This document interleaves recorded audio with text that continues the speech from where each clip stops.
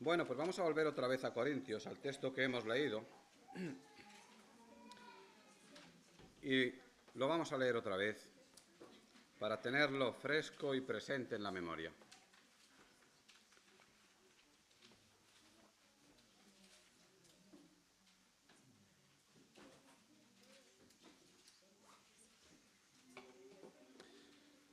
Bueno, pues si estáis conmigo, segunda de Corintios, capítulo 1, versículo 12, y leemos hasta el capítulo 2, versículo 4, que dice: Porque nuestra gloria es esta, el testimonio de nuestra conciencia, que con sencillez y sinceridad de Dios, no con sabiduría humana, sino con la gracia de Dios, nos hemos conducido en el mundo, y mucho más con vosotros. Porque no os escribimos otras cosas de las que leéis o también entendéis, y espero que hasta el fin las entenderéis. Como también en parte habéis entendido que somos vuestra gloria, así como también vosotros la nuestra para el día del Señor Jesús. Con esta confianza quise ir primero a vosotros, para que tuvieseis una segunda gracia, y por vosotros pasar a Macedonia, y desde Macedonia venir otra vez a vosotros, y ser encaminado por vosotros a Judea. Así que, al proponerme esto, ¿usé quizá de ligereza? ¿O lo que pienso hacer, lo pienso según la carne, para que haya en mí sí y no? Mas, como Dios es fiel, nuestra palabra a vosotros no es sí y no, porque el Hijo de Dios, Jesucristo, que entre vosotros ha sido predicado por nosotros, por mí, Silvano y Timoteo, no ha sido sí y no, mas ha sido sí en él. Porque todas las promesas de Dios son en él sí, y en él amén, por medio de nosotros, para la gloria de Dios. Y el que nos confirma con vosotros en Cristo, y el que nos ungió es Dios, el cual también nos ha sellado y nos ha dado las arras del Espíritu en nuestros corazones. Mas yo invoco a Dios por testigo sobre mi alma, que por ser indulgente con vosotros no he pasado todavía a Corinto. No que nos enseñoreemos de vuestra fe, sino que colaboramos para vuestro gozo, porque por la fe estáis firmes. Señor y Dios Padre, te damos gracias por este día. Te doy gracias, Señor, por tu iglesia congregada en este local de Parla. Te doy gracias, Señor, porque desde aquí podemos ser luz a una ciudad en donde no te conocen, donde hay miles de personas que no te conocen. Y yo te pido, Señor, que hoy todo lo que yo diga aquí emane de tu palabra y no sean invenciones mías. Te pido perdón, Señor, por mi debilidad. Te pido también que tú nos ayudes a todos para estar atentos, Señor, y que no haya interrupciones. Y también te pido, Señor, por aquellos hermanos que hoy no han podido venir, si no han podido venir por alguna enfermedad o por algún contratiempo que les haya surgido, yo te ruego que tú los ayudes. Te pido también, Señor, que si entre nosotros hay personas que no te conocen, que hoy tú obres en su corazón de la manera que consideres mejor y, si es posible, que este sea el día de salvación. Gracias, Señor, por todas las cosas que tú nos das. Gracias especialmente por tu santa palabra. Y te pido todo esto en el nombre de Cristo, nuestro Salvador. Amén. Bueno, Pablo le está escribiendo esta carta a la iglesia de Corinto, que es decir, a las personas que han sido salvas y que están reunidas en alguna casa o en algún local en Corinto. Corinto era una ciudad griega que todavía existe. Y era en su día una ciudad bastante pecaminosa, quizá como Parla a día de hoy. Cuando Pablo llega allí, lo podemos ver en el libro de los Hechos, capítulo 18. Primero Pablo había ido a Filipos, había ido después a Tesalónica, después había estado en Berea, después había estado en Atenas, y después llegó aquí, a Corinto. En Filipos había sido detenido, había estado en la cárcel. En Tesalónica se había producido un alboroto. En Berea habían sido más nobles y en Atenas tampoco lo habían recibido muy bien. Así que cuando Pablo llega a Corinto, hay un momento en el que Dios le tiene que hablar, en el libro de los Hechos, capítulo 18, versículo 9 y versículo 10, y ahí Dios le dice: no temas, sino habla y no calles. Le dice: porque yo estoy contigo, y ninguno pondrá sobre ti la mano para hacerte mal, Dice, porque yo tengo mucho pueblo en esta ciudad. Y me parece interesante este versículo por dos cosas. La primera, porque sabemos que Pablo llegó allí después de haber sufrido mucho en otras ciudades. Y Pablo había estado sufriendo por predicar el Evangelio. Pero cuando Pablo llega a Corinto, Dios le dice, yo aquí tengo mucho pueblo. Y ese pueblo es un pueblo que tiene que convertirse por la predicación de Pablo. Así que Pablo le va a predicar allí al pueblo de Dios, a un pueblo que Dios le ha dicho que es muy numeroso. Esto fue más o menos en el año 50 y después en el año 55 Pablo le escribió la primera carta. Han pasado 15 años. Pablo en Corinto estuvo año y medio. Así que al cabo de unos 3 años y medio más o menos le escribe Primera de Corintios, si estuvisteis aquí cuando lo estuvimos predicando, es una carta en la cual Pablo tiene que poner en orden muchísimas cosas. Lo que se ve en Primera de Corintios es que la iglesia de Corinto, ese gran pueblo de Dios, es un pueblo que tiene poca madurez, que viven en pecado, que no entienden muchas cosas, etc. Y ahora tenemos la segunda epístola que Pablo le dirige, que esta se la escribe algo así como un año después de la primera, pero en medio hubo otra carta, de la que aquí en parte se habla y luego lo veremos hacia el final, que suele llamarse la carta dolorosa o la carta severa, porque es una carta en la que Pablo los reconvenía por muchas cosas. Esa carta no la tenemos, se ha perdido, no es canónica, aunque hay algunos teólogos que dicen que esa carta está contenida en esta misma carta de segunda a los Corintios, pero esto no dejan de ser especulaciones sin ninguna base firme. Lo que ocurre es que en segunda de Corintios, cuando llegamos a los capítulos finales, nos encontramos con que el tono cambia. Y hay quien dice, estos capítulos finales de segunda de Corintios son en realidad la carta severa que Pablo escribió entre primera y segunda de Corintios. Si tiene ese nombre, carta severa o carta dolorosa, ya nos podemos imaginar que es una carta en la cual Pablo le decía cosas bastante duras a los hermanos de Corinto.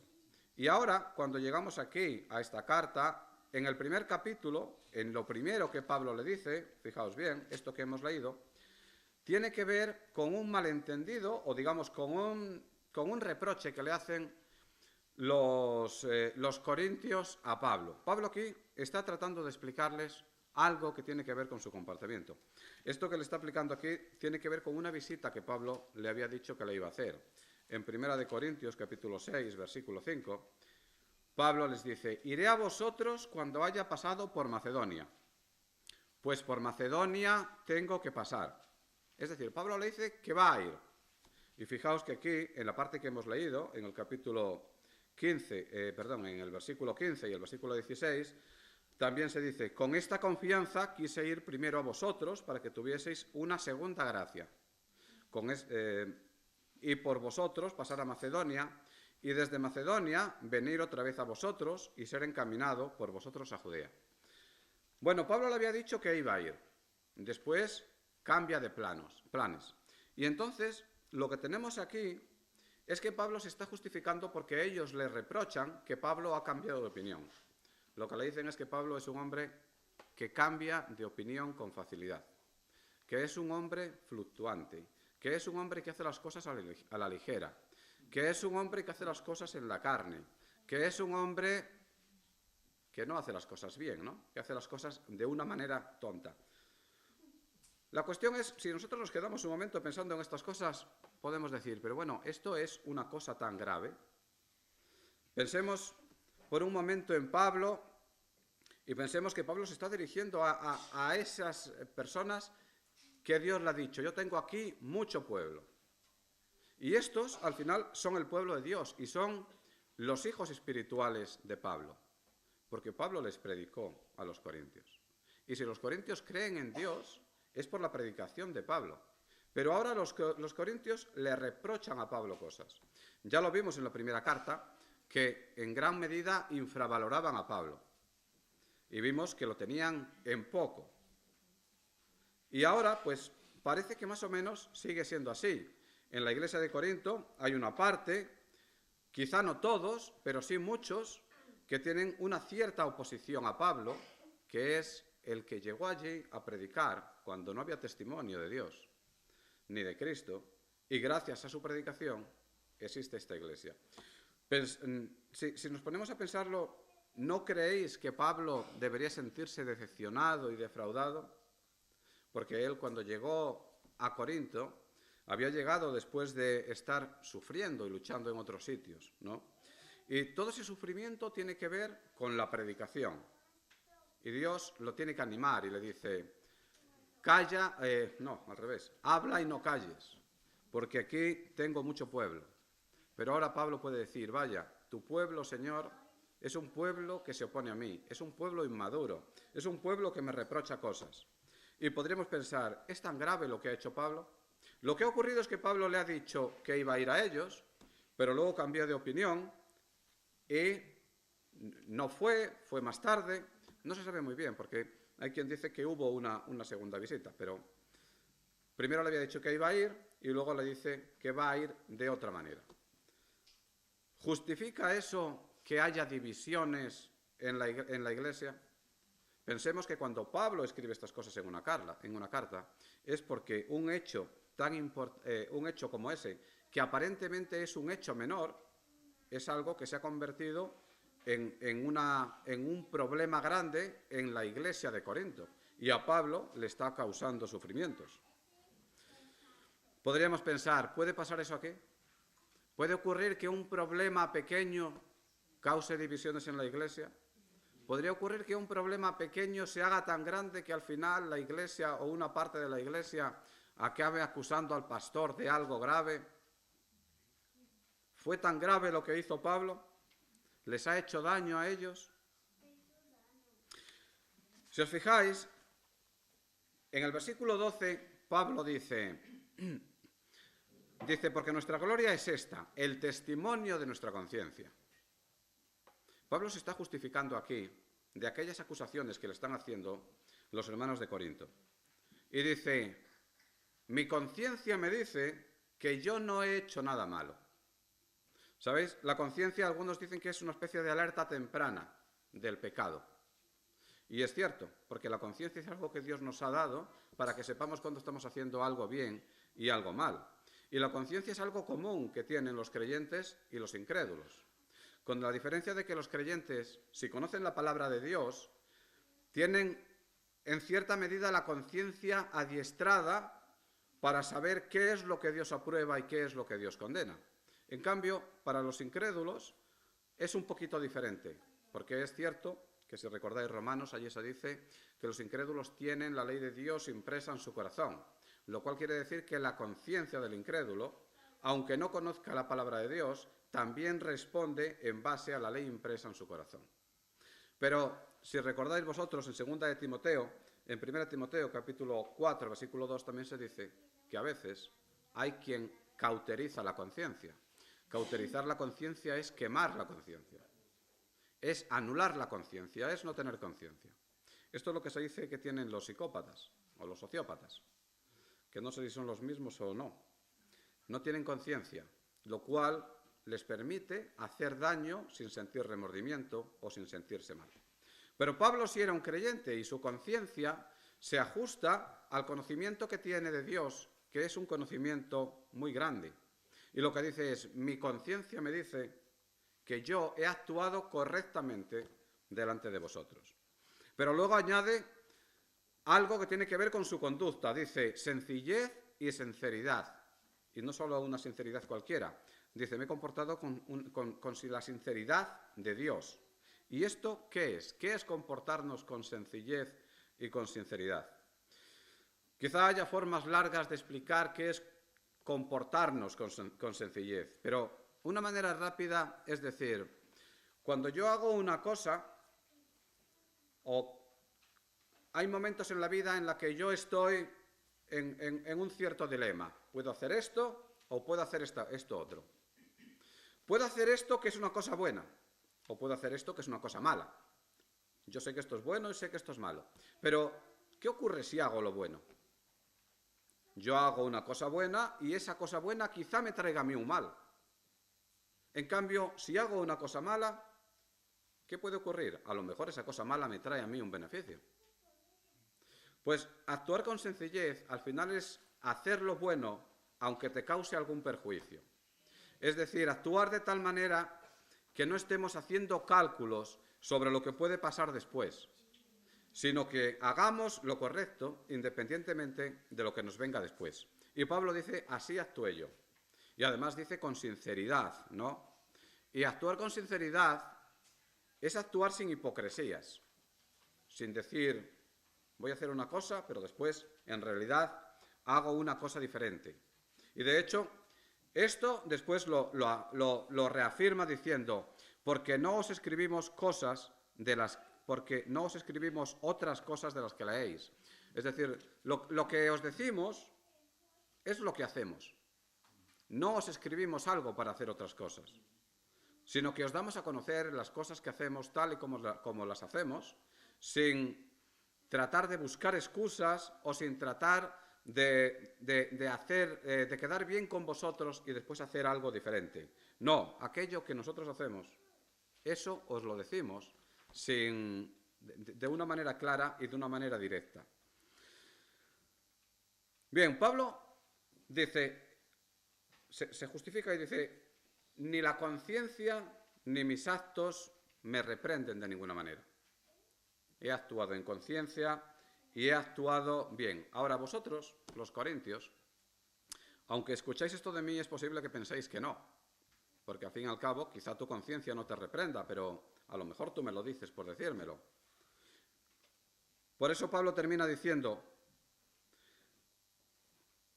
el versículo 14, como también en parte habéis entendido que somos vuestra gloria, así como también vosotros la nuestra, para el día del Señor Jesús. Y aquí, al invocar al Señor Jesús, al invocar en concreto el día del Señor Jesús, es como si le estuviera diciendo, aunque a mí no me creáis, llegará un día en el que vosotros, en presencia del Señor, os daréis cuenta de que el comportamiento que yo he tenido con vosotros es un comportamiento correcto, que no os he engañado, que he hecho exactamente aquello que os he dicho.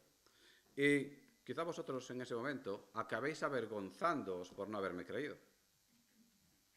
¿Creéis que puede ocurrir eso? ¿Creéis que en esta iglesia o a cualquiera de nosotros nos puede pasar algo así? A veces es fácil que nosotros juzguemos a una persona demasiado pronto. Y tras juzgarla lo que hacemos es condenarla. Más o menos como hacían aquí los corintios. Habían juzgado a Pablo, y no solo lo habían juzgado a Pablo y habían condenado a Pablo. Y Pablo era una persona que hacía las cosas a la ligera, era una persona que no era de fiar, era una persona que les decía una cosa, pero luego resulta que hacía otra. Pablo le dice que no es así, y en cierta medida los cita para el día del Señor. Esa cita no ha llegado todavía. Ahora, nosotros tengamos cuidado de que no nos pase como a los corintios, de no juzgar demasiado pronto y evitemos que llegue el día en que sintamos vergüenza por haber juzgado a otra persona o al pastor o a quien sea, atribuyéndole cosas que realmente no son ciertas.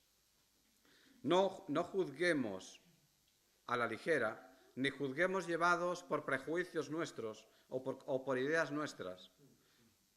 Y fijémonos un poco en el comportamiento que han tenido con nosotros las demás personas. Porque, ¿cuál habría sido el comportamiento que había tenido Pablo con los corintios cuando estuvo con ellos en aquel año y medio? ¿Podemos pensar que fue un comportamiento indigno, incorrecto, un comportamiento malo? Sin duda no fue así.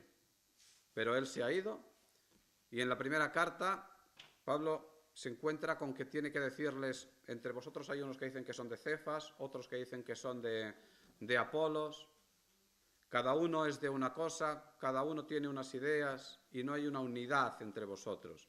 Os habéis desviado y ahora me acusáis a mí. Pensad para Pablo lo doloroso que tiene que ser esto, porque Pablo llegaba a ciudades en donde no se había predicado el Evangelio. Y estos que han recibido el Evangelio por Pablo, ahora lo acusan. En el versículo 17, nosotros tenemos unas preguntas retóricas que se hace Pablo. Y ya sabéis que las preguntas retóricas son preguntas que se responden a sí mismas.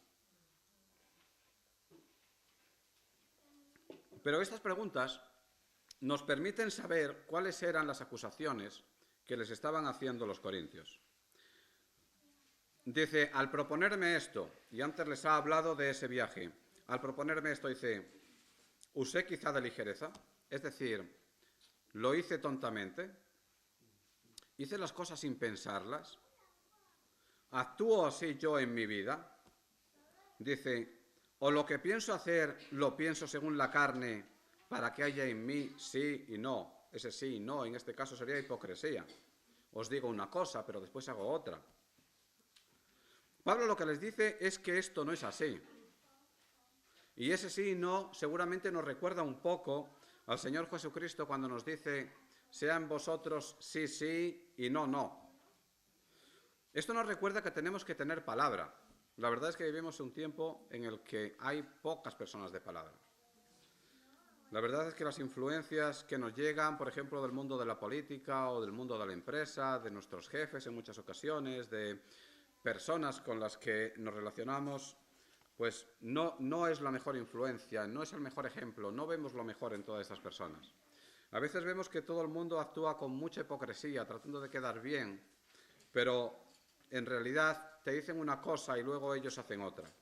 Pero lo que nos dice a nosotros el Señor Jesucristo es que nuestra palabra tenga un valor y nosotros como creyentes debemos intentar que eso sea así siempre. Pero para que nuestra palabra tenga valor, cuando decimos una cosa, debemos cumplirla, por supuesto, aunque nos cueste. No podemos cambiar. Pues Pablo aquí lo que le dice él es, yo no actúo a la ligera. Yo sí pienso lo que hago. Y mi palabra es una palabra que tiene valor. Claro, a veces pueden ocurrir cosas. Si yo os digo, por ejemplo, cuando salga de aquí me voy a ir a casa, pero a lo mejor salgo de aquí y resulta que me caigo en un agujero, en una alcantarilla y me acaban llevando al hospital. Tendría sentido que vosotros vinierais y me dijerais, me has mentido. Me dijiste que ibas a ir a tu casa y no has ido. Claro, en ese caso es bastante claro, ¿no? Ha ocurrido algo que yo no puedo evitar. Pero ¿qué pasa si yo os digo voy a ir a mi casa y después vosotros pasáis por esa cafetería y me veis ahí sentado con otra persona?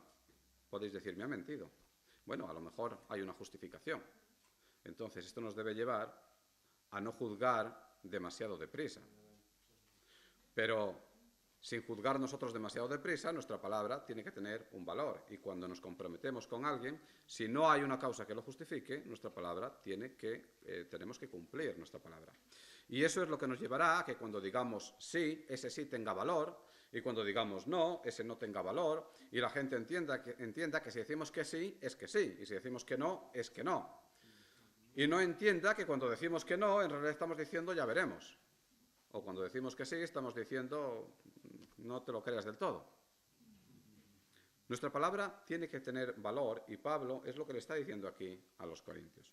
Pero Pablo además aquí utiliza una palabra muy interesante porque da a entender una acusación muy grave que le están haciendo a él. Porque dice, o lo que pienso hacer lo pienso según la carne.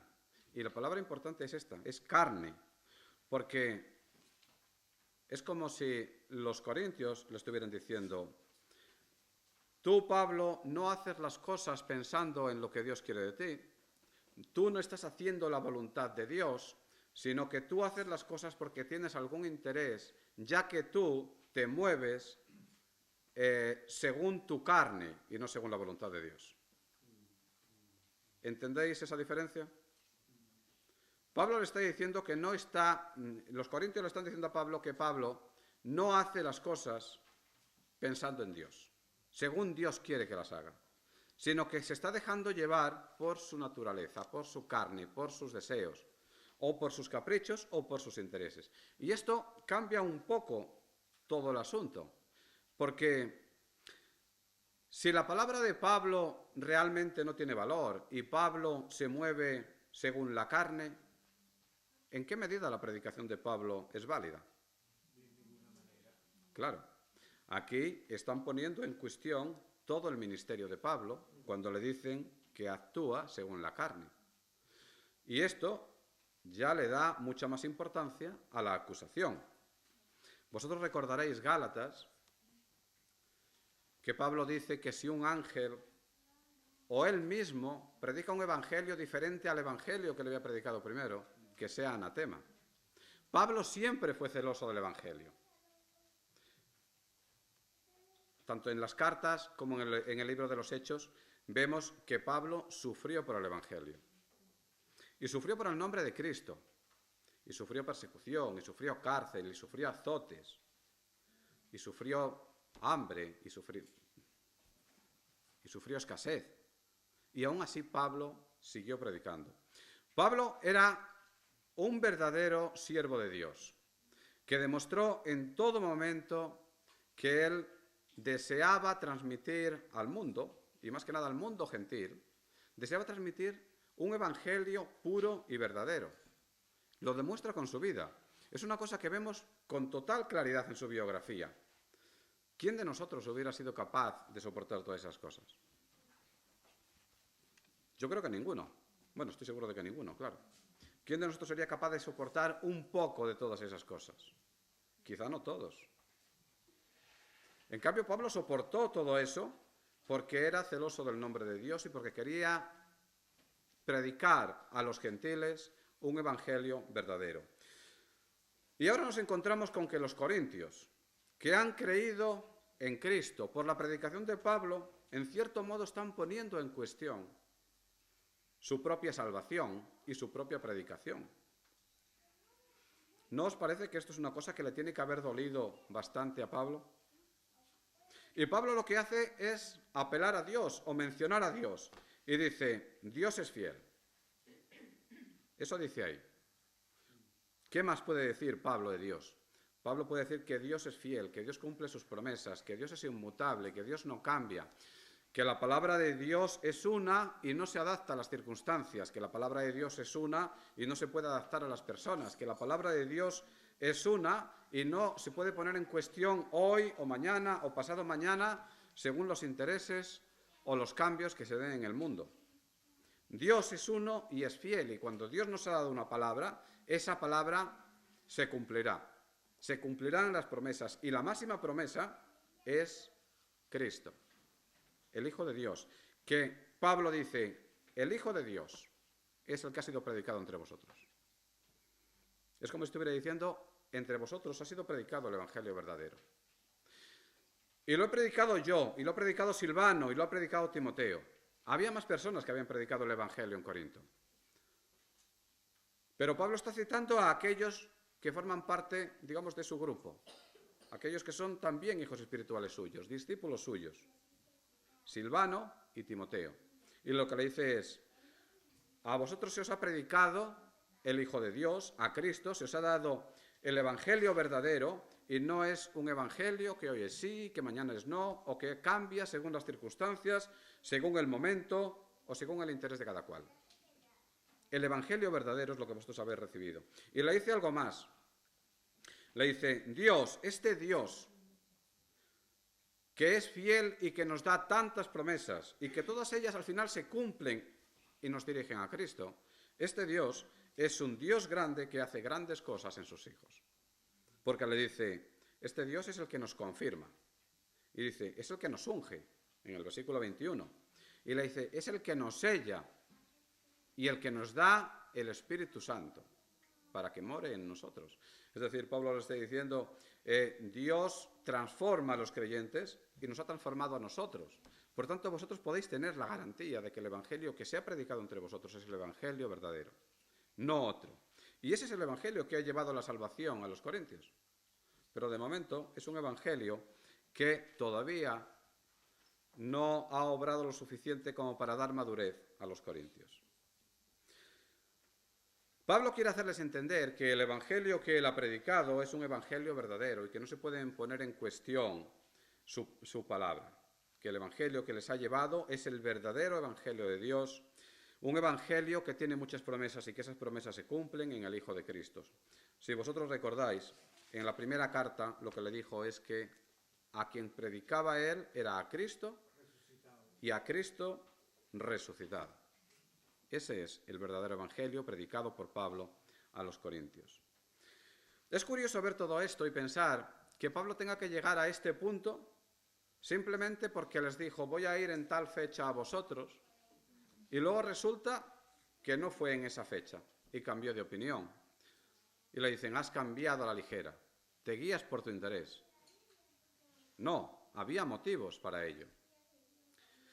En el versículo 23, Pablo dice, invoco a Dios. ¿No? Esto suena muy solemne, ¿verdad?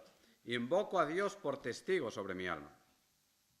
Y aquí sigue insistiendo en lo mismo. Y le dice, he sido indulgente con vosotros. ¿Sabéis lo que significa indulgente? Indulgente significa que ha sido poco severo con ellos. Una persona indulgente es una persona que transige en cierta medida con muchas cosas y que es tolerante y que permite, pues, ciertas cosas. No es severo.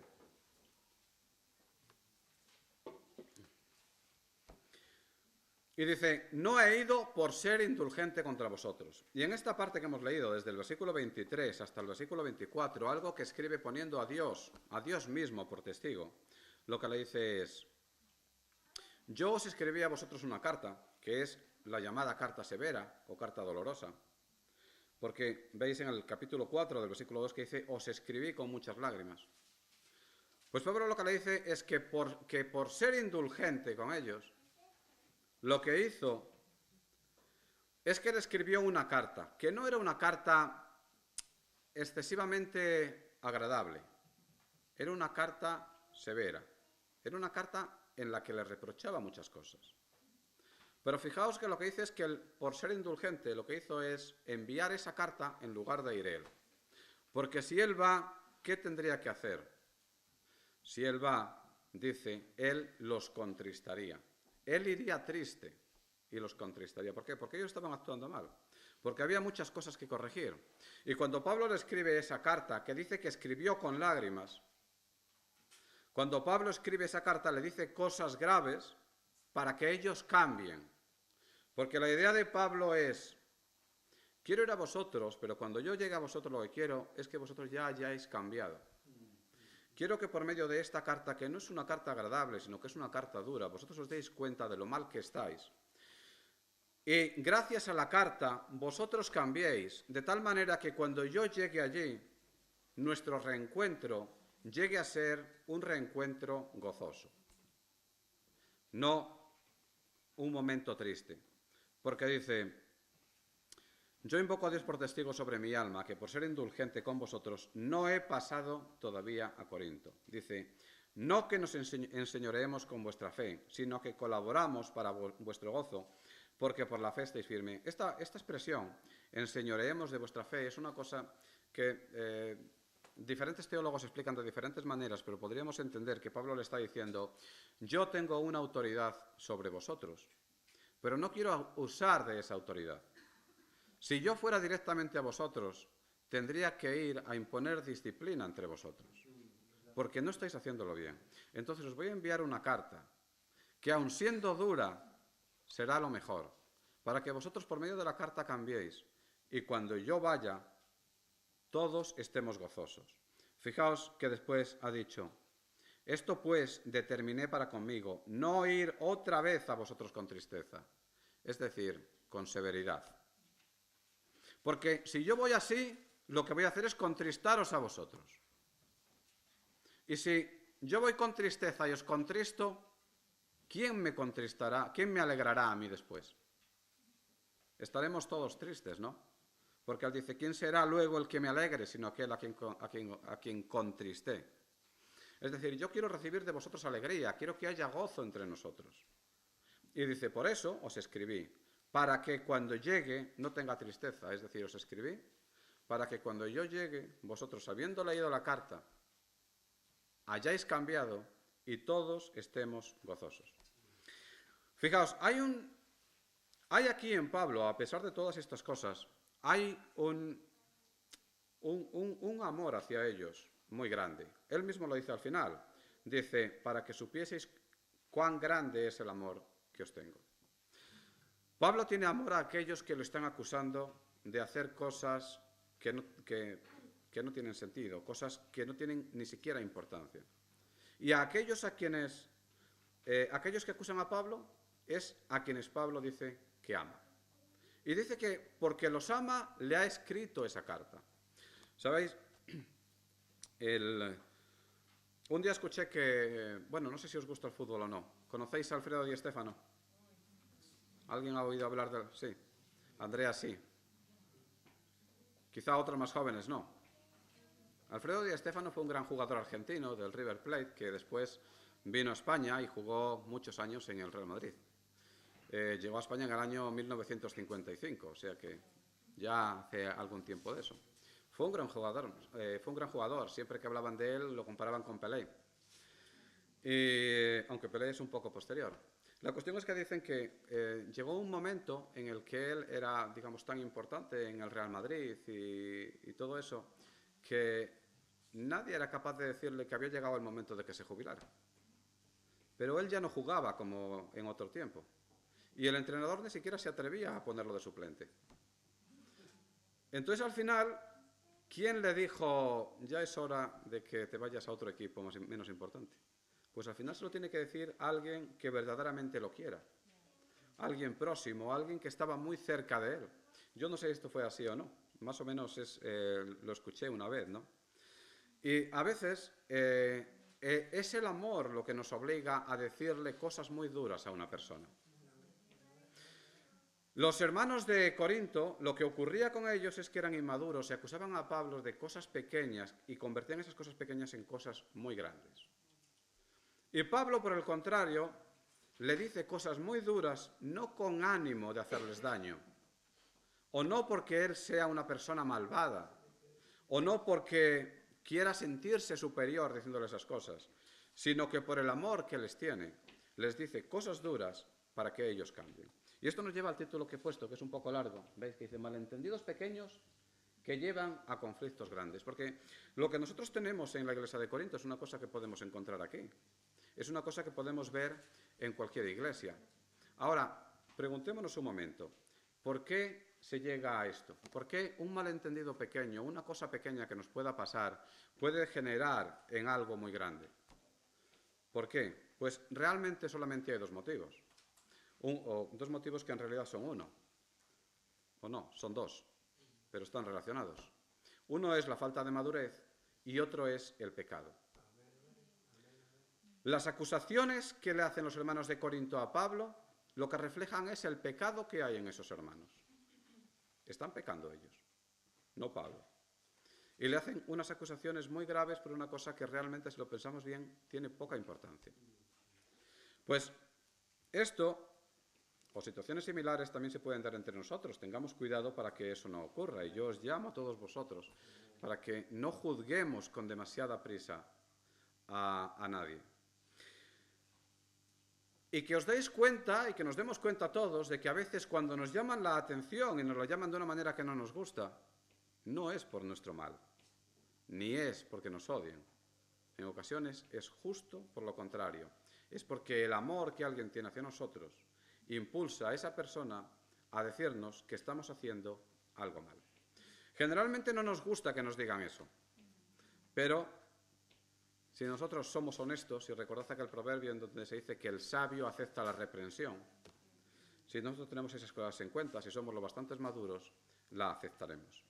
Así que este mensaje de hoy simplemente tiene como objetivo, aparte de ver lo que pasaba en la iglesia de Corinto, de darnos cuenta de cómo todas las iglesias son realmente imperfectas, para que nos demos cuenta de que para que una iglesia vaya bien, es necesario que un grupo grande de personas, un grupo grande de miembros de la iglesia, sean personas maduras en la fe. Entonces, yo con esto termino simplemente preguntándonos a cada uno de vosotros, ¿vosotros queréis ser para esas personas maduras en la fe que contribuyan a evitar conflictos en la iglesia? Si es así, os animo a que os centréis en la palabra del Señor. Y terminemos con una oración. Señor y Dios nuestro, te doy gracias por este día y te doy gracias por tu palabra y te pido perdón, Señor, por mi debilidad a la hora de exponer ante tus hijos tu palabra. Te pido, Señor, que tú te perfecciones en la debilidad del predicador y te ruego, Señor, que tú fortalezcas hoy a tu iglesia y que tú nos ayudes para que esta sea una iglesia quizá pequeña en número, pero grande en madurez espiritual y que desde aquí haya personas, Señor, hijos tuyos, comprometidos contigo, comprometidos con aquellas cosas que tú amas, entre ellas la Iglesia, Señor, para que tu palabra siga predicándose dentro de estas paredes y fuera de estas paredes. Gracias, Señor, por todas las cosas que nos das. Todo esto te lo pido en el nombre de Cristo, nuestro Salvador. Amén.